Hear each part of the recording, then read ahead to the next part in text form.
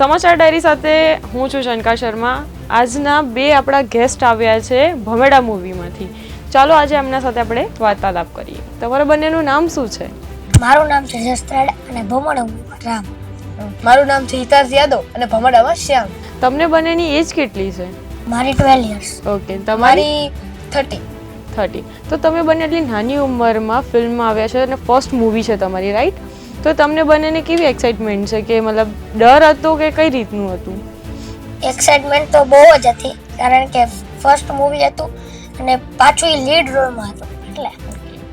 અરે આમ પહેલા તો મારી વાત આવી કે તારે હીરોમાં રોલ છે એટલે મને તો કંઈક આમ થતું હતું કે હા મારો હીરોનો રોલ, ફર્સ્ટ મૂવી, પહેલા જ મૂવીમાં હીરો, અને કેવી મજા આવે, આનંદ આવે, એટલો બધો સાથ સહકાર મળે એટલે. ઓકે, અને તમે બંને ભાઈઓ છો? કેમ કે ફેસથી એવું લાગે છે.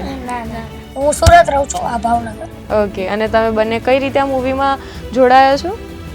આ પ્રોડક્શન હાઉસ દ્વારા સુરતના આ આખું ફિલ્મ બનાવ્યું છે.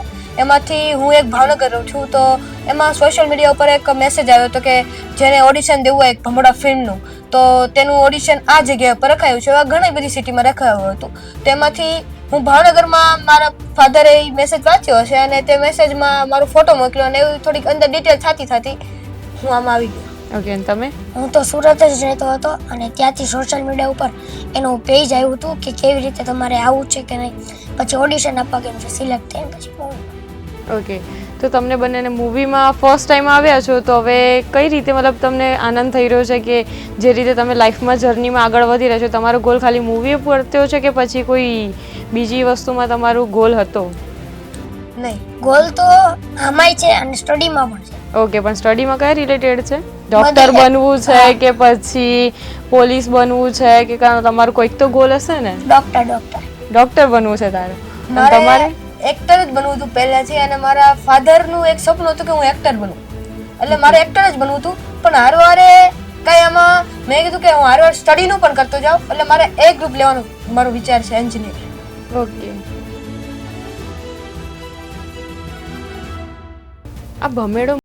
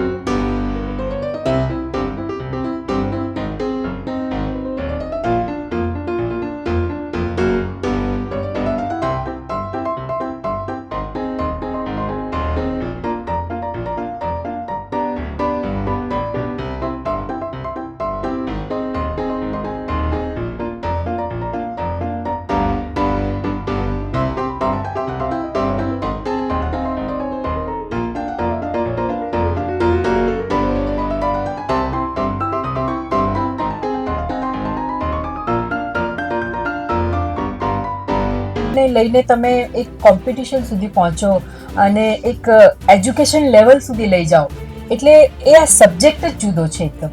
એટલે મને આ સબ્જેક્ટ ખૂબ ગમ્યો હતો, મને મારો રોલ તો ખૂબ જ ગમે છે, અને આ છોકરો જે રામ એનો અભિનય બહુ ગમે મને. અચ્છા, અને તમે એવું કહેવા માંગો છો કે બધી જગ્યાએ બહાર ભમેડો છે ને રમાય છે રમત, આપણે અહીંયા નથી રમાતી, બરાબર? એટલે તમારો ઉદ્દેશ એ છે કે આ લોકોને બી ખબર પડે, અત્યારની જનરેશનને, કે ભમેડો વસ્તુ શું છે. કેમ કે બહારના લોકોને તો ખ્યાલ છે કે ભમેડો ગેમ શું છે, પણ આપણે અહીંયાના લોકોને હવે ખબર પડવી જોઈએ કે ભમેડો શું છે. અને બીજી વસ્તુ છે કે મેં સાંભળ્યું છે કે બોલિવૂડમાં બધામાં નાના ચિલ્ડ્રન રોલનું યુઝ વધારે થાય છે મૂવીઝમાં, આપણે અહીંયા એટલી બધું નથી થતું ગુજરાત ઇન્ડસ્ટ્રીમાં. એનું કારણ શું છે? કારણ એવી સ્ક્રિપ્ટ તો થાય જ છે. સ્ક્રિપ્ટ પર આધાર હોય છે સ્ક્રિપ્ટ કે પર આધાર હોય છે. આ લાસ્ટ 3-4 ફિલ્મો હતી જે બાળકો ઉપર આવી છે. બાળકો ઉપર આવી જ છે. એટલે જ્યારે બી આપણે સારી સ્ક્રિપ્ટ આવે છે ગુજરાતીમાં તો પ્રયોગો થાય જ છે.